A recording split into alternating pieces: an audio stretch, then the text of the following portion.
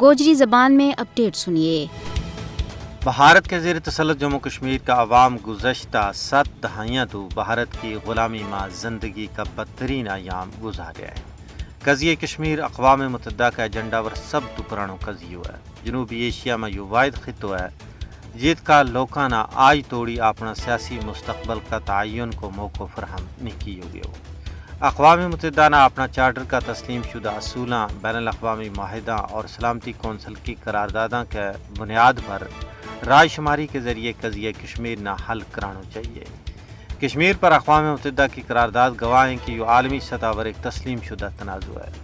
کشمیر میں تعینات اقوام متحدہ کا فوجی مبصرین اس گل کو ثبوت ہے کہ یہ تنازع سلامتی کونسل کے زیر غور ہے۔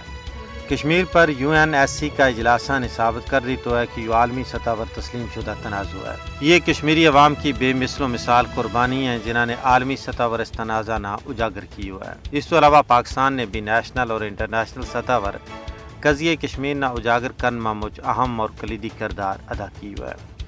مودی حکومت کا 5 اگست 2019 کا غیر قانونی اقدامات جموں کشمیر کی بین الاقوامی سطح پر تسلیم شدہ حیثیت نہ کسی بھی صورت میں تبدیل نہیں کر سکتا۔ معاملہ کی حقیقت یہ ہے کہ کشمیر بھارت کا جبری اور غیر قانونی قبضہ میں ہے۔ اقوام متحدہ نے جموں کشمیر پر بھارت کو ناجائز قبضہ ختم کران واسطے دباؤ کرنا چاہیے۔ بھارت نے یہ بنگار کے کہنا چاہیے کہ کشمیر اس کو اندرونی مسئلہ نہیں بلکہ ایک عالمی مسئلہ ہے۔